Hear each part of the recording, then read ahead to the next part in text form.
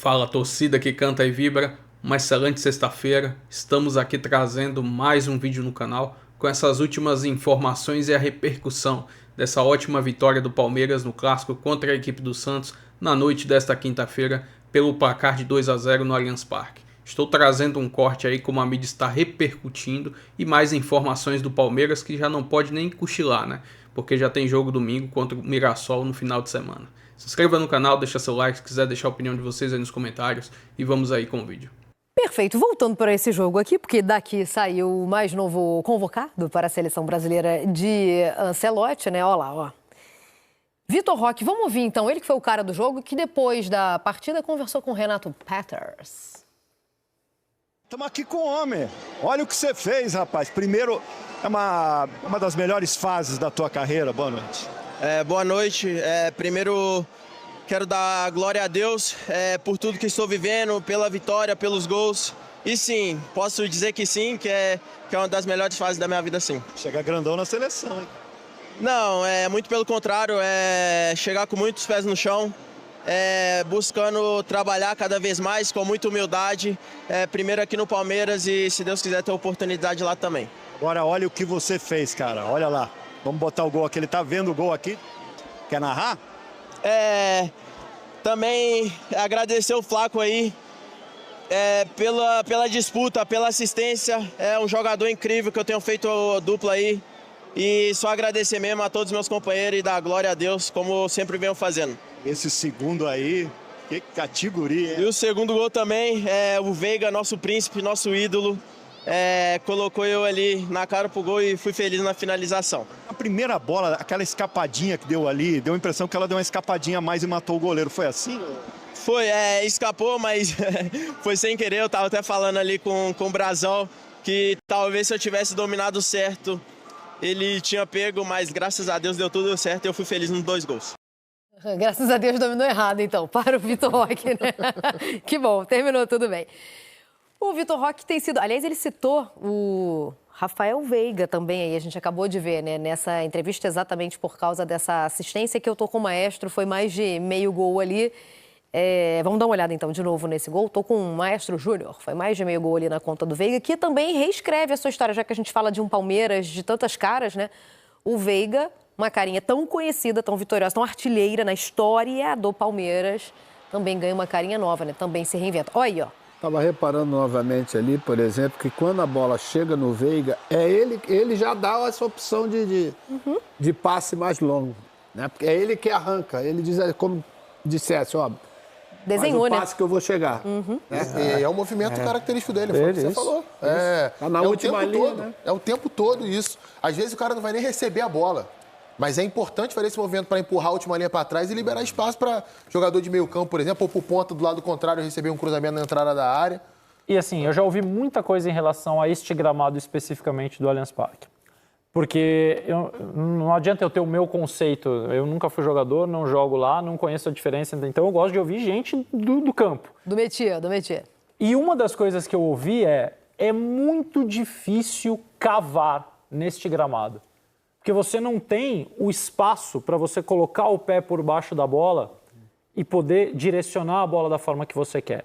Então, o Vitor Roque fez uma coisa que os próprios jogadores e treinadores consideram difícil de fazer ali. E com a bola em velocidade e com a perna que não é a sua preferida. Por isso que esse gol, eu já também vou antecipar meu voto, vai ser... E acho pra quem não entendeu, esse é meu voto. E a parte mais difícil, porque o que o Veiga faz é banal para o Veiga, para o Júnior, né? Agora, a cavada em velocidade, com a perna esquerda, com o goleiro saindo, com menos ângulo, para mim é uma coisa assim, realmente de quem está num momento muito especial. Mostramos de novo porque o Veiga aparece na entrevista do Vitor Roque, né, ao Peters, e ele reconhece, né, o passe, o valor de um passe desse num gol que ele acaba, entre aspas, marcando sem querer. Só que a dupla dessa temporada mesmo no Palmeiras é a do Vitor Roque com o Flaco Lopes. Então vamos recuperar, vamos relembrar como é que essa história começa. Teve certa resistência do Abel, pela primeira vez eles atuaram, na verdade, quando a gente olha para o 11 inicial, né? Isso. No jogo contra o Universitário, porque eles terminam a partida contra o Ceará juntos, né? E é ali que começa.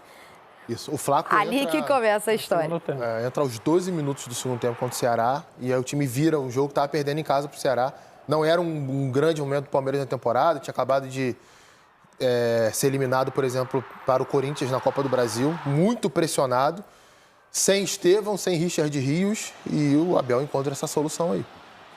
Encontra essa solução e é engraçado, né? Porque inicialmente o Abel tinha muita resistência, então um era reserva do outro. Na Copa do Mundo era um ou outro. Isso, e aí havia aquela discussão, quem vai ter mais tempo, porque um tem muito mais tempo que o outro e tal. E aí o Abel acaba sucumbindo nessa partida contra o Ceará e dá muito certo. Então ele acha a dupla. E aí no jogo contra o Juventude, ele não tem ninguém, porque um tá convocado, o Flaco estava convocado, né? E o Vitor Roque estava suspenso. E o Palmeiras, mesmo assim, goleia. Joga o Veiga jogando em casa. Jogou de meia central e o Bruno Rodrigues de centroavante. Né? Assim, a gente pode debater, taticamente, se é uma dupla de fato. E eu te confesso que tem jogos que eu acho que é mais dupla e tem jogos que eu acho que é menos dupla. Que é o Flaco um pouquinho mais por trás do Vitor Roque ali. Mas, assim, o que... Na realidade, isso é uma coisa um pouco inútil, né? O que vale mesmo é entender... A parceria, né? A parceria, a coordenação, o encaixe de característica entre os dois, né? Eu acho que é dupla total, cara.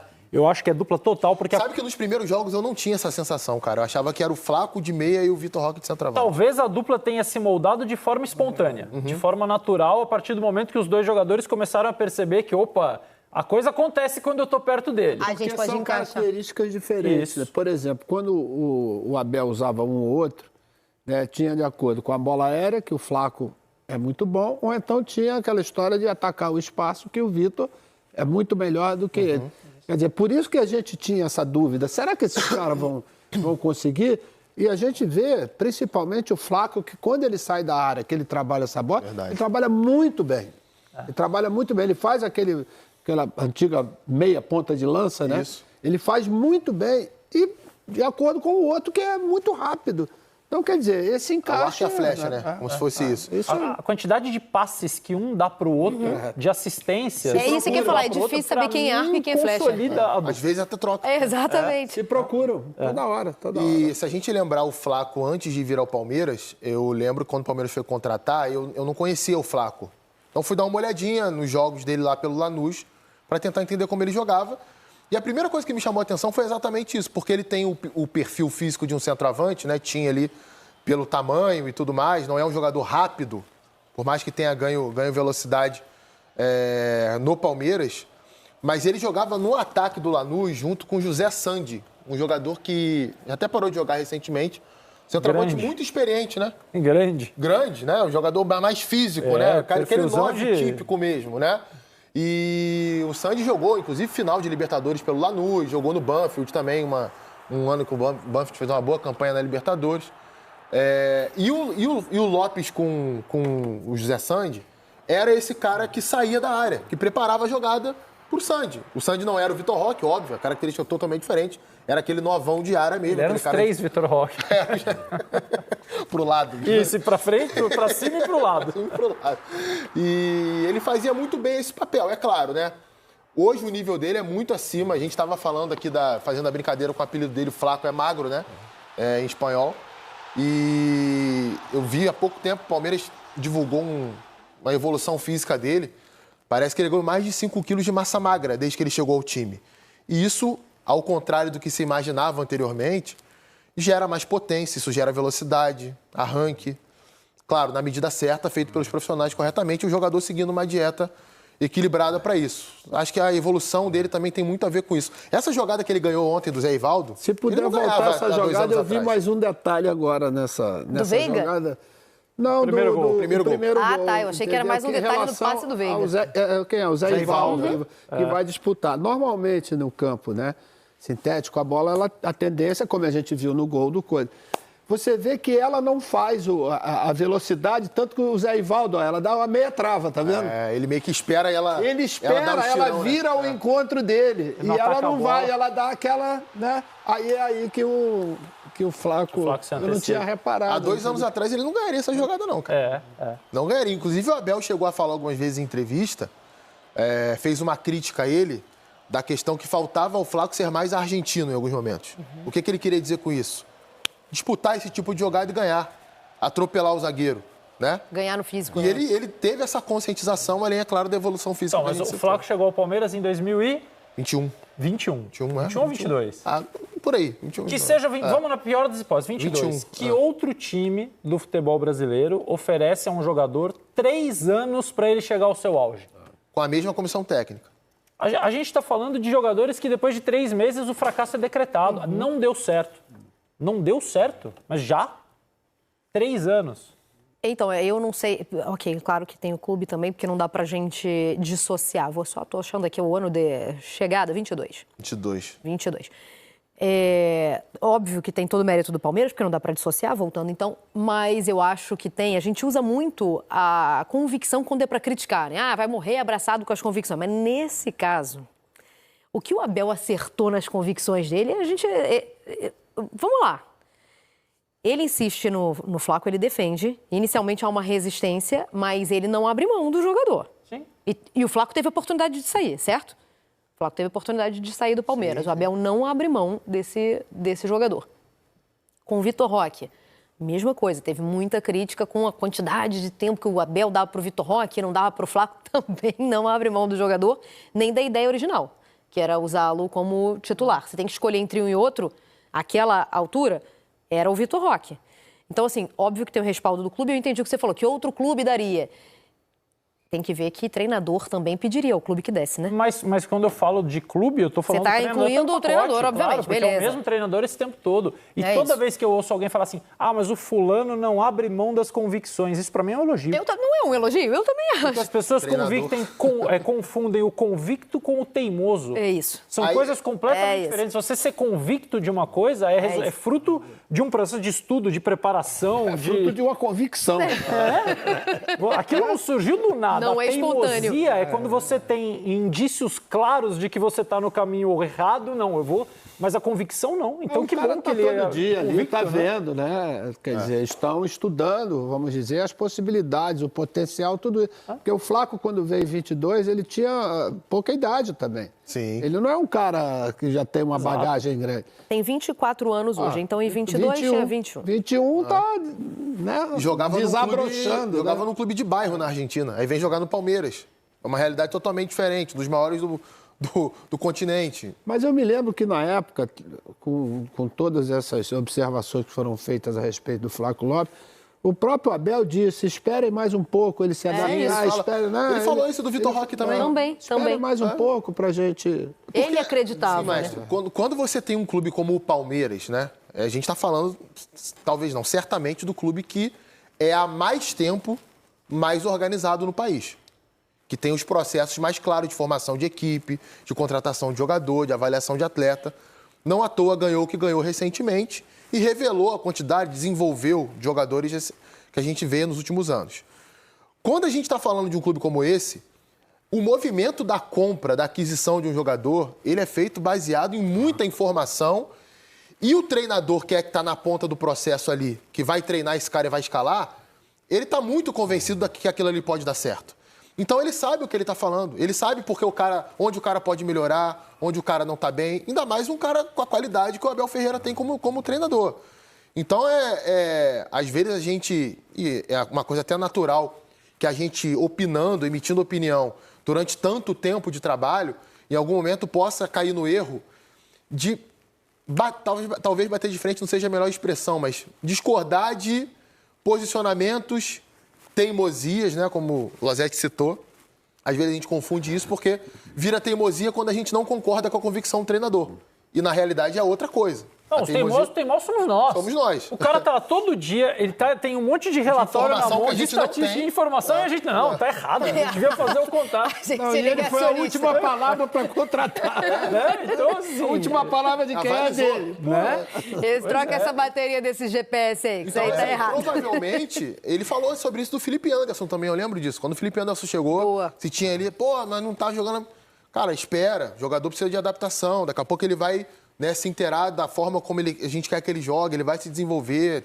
Fora a adaptação extracampo, né? Que tem ali uma volta ao país, enfim, a cidade, a família. Um estilo de futebol. Uma série de coisas, né? Que existe, isso existe. Eu me lembro que eu voltei, tinha 35 anos. Não era mais um garoto, já era um veterano. Ninguém melhor do que você para falar isso. Eu tive realmente que que me readaptar, porque eu estava acostumado a jogar um jogo com mais velocidade, de um toque, né? O toque de prima. E não, aqui era domina e passa, domina e passa. Eu tive que me readaptar a esse tipo de jogo. Era um jogo mais lento, mestre? Muito mais lento, entendeu? Quando você tinha a possibilidade de acelerar, o jogo era acelerado. Mas eu sentia falta de tocar no meu companheiro e ele me devolver essa bola já de primeira. Né? Ele dava 2 toques. E eu tive que... Eu me lembro que eu conversei com o Carlinhos na época. Eu falei, pô, Carlinhos, o jogo tá mais devagar. Ele falou, não, é nosso estilo. Né? Você tem que pensar como pensam os outros. Não os outros têm que pensar... Você tem que voltar a jogar como nós jogamos. Grama mais alta, a condição climática é diferente. Não tem dúvida. Leva um certo tempo para essa readaptação. O Flaco fez uma jogadaça ontem. Eu acho que o nome do jogo foi o Vitor Roque. Foi, acabou pelos também, gols. Né? O Flaco fez uma partidaça no quesito tático. E assim, o Abel... quer muito desenvolver a parte tática do Flaco. Porque o Flaco Lopes, assim, vamos lembrar, ele é um jogador, assim, centroavante, fazedor de gols. Só que ele, com o Vitor Roque, tem sido um jogador, um segundo atacante que vem de trás armando o time. E o Abel tem potencializado, ou tenta potencializar, um jogador que ele é armador do time e um garçom. Então, o Abel tem vibrado mais quando ele dá assistência, até propriamente quando ele faz gol. E isso não é uma, assim, demérito, vamos dizer assim. O cara gosta de fazer gol. Ontem ele ficou bastante irritado. Ele saiu de campo bravo da vida. O Flaco? Saiu? O Flaco saiu bravo. Mas bravo. teve um lance que ele perdeu quando já estava 2-0. Ah, bom, teve um no 0-0, ele driblou... Ele dribla o Brazão e o Zé Ivaldo tira em cima da linha. E no segundo tempo teve outra também. Cara a cara, aí o Brazão fecha a porta. E aí ele fica muito, muito, muito bravo. E ele sai de campo assim muito... incomodado pelo fato de não ter feito gol. Dia de convocação, mais uma convocação para a seleção argentina. Ele queria ter saído de campo ontem com um golzinho. Sei. E aí ele deu uma assistência pro primeiro gol do Vitor Roque. Foi importantíssimo. Até pelo fato como ele briga e ganha a jogada ali, né? E é isso que o Abel quer. Um jogador brigador, um jogador que desarma, que ganha jogadas no meio campo, que dá assistência. O Abel entende que se ele conseguir ter essa característica além dos gols, ele se torna um jogador mais completo. Então ele está pedindo isso para ele. Então assim, o papo com o Flaco Lopes é muito nesse sentido. Fique satisfeito também com essa outra parte. É importante fazer os gols? É importante. Mas você também vai ser visto pela sua seleção, você vai ser visto pelo mercado, você sendo um jogador completo, que briga, que dá passe, que dá assistência e que faz gols. E vai ser importante para o clube. Claro. Né? Se fizer. Porque o Abel sempre brinca, ou brincava antes, né? Não era, Bruno Andrade? Falava assim, poxa, a gente tem um argentino que é muito bonzinho. O Abel não falava isso, brincava? No sentido de não ter, né, aquela garra, aquela coisa da entrega. E acho que o lance da assistência dele mostra muito disso, Bruno. E aqui 2 curiosidades, uma já pública, né? O Flaco foi convocado ontem novamente para a seleção argentina. E conversando nos bastidores do Benfica, o Benfica que tem 2 argentinos na seleção, o Otamendi, que vai frequentemente, foi chamado agora recentemente também, no caso ontem, o Prestiani, que foi o destaque da Argentina no Sub-20.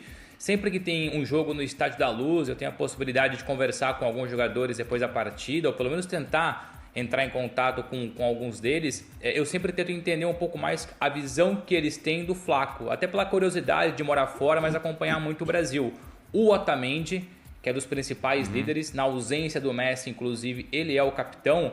O Otamendi, eu não vou dizer que ele é apaixonado pelo Flaco, mas gosta muito do jogador. Frequentemente elogia o jogador, vê como uma escolha interessante para a seleção. E ao que tudo indica, se ele tem essa confiança de um líder, essa percepção de cada vez mais ser convocado, cresce com o Palmeiras, cresce com o Abel, a tendência é Flaco Lopes na Copa do Mundo. Estou trazendo aqui mais algumas informações da equipe do Mirassol, que é o adversário do Palmeiras no Campeonato Brasileiro neste domingo às 20h30. Estou trazendo a classificação atualizada. O Palmeiras é o líder, 31 jogos, 68 pontos. O Flamengo, vice-líder, 31 jogos e 65 pontos. O Palmeiras tem uma vantagem de 3 pontos à frente. Além disso, 2 vitórias a mais. Em caso de um tropeço do Palmeiras e uma derrota, e o Flamengo vencendo, o Palmeiras continua líder do Brasileiro. Já a equipe do Mirassol, quarto colocado, 32 jogos, 56 pontos. Para uma equipe estreante na Série A, uma campanha excepcional. Estou trazendo um recorte aqui dos últimos 5 jogos da equipe do Mirassol no Campeonato Brasileiro. São 3 vitórias, 1 empate e 1 derrota. Essa derrota foi no último jogo deles, da equipe do Mirassol, no Campeonato Brasileiro, onde visitou a equipe do Fluminense e foi derrotado lá no Maracanã pelo placar de 1-0. Estou trazendo um recorte dos últimos 5 jogos entre Palmeiras e Mirassol. São 3 vitórias do Verdão, 1 vitória do Mirassol e 1 empate. Esse empate já foi no primeiro turno do Campeonato Brasileiro, em jogo que foi disputado no Allianz Parque e terminou empatado pelo placar de 1-1. Enfim, jogo importantíssimo e muito difícil, até porque a equipe do Mirassol, lá em sua casa, ainda não foi derrotada no Campeonato Brasileiro. E o Palmeiras precisa vencer esse jogo, até porque ainda vai estar com sua força máxima, já que na próxima rodada do Campeonato Brasileiro, no jogo atrasado contra o Santos, o Palmeiras terá muitos desfalques devido aos jogos das seleções. Enfim, vamos ver como o Abel vai preparar esse time, que é muito importante trazer essa vitória lá do interior. Se inscreva no canal, deixa seu like, se quiser deixar a opinião de vocês aí nos comentários, e até o próximo vídeo. Avante palestra!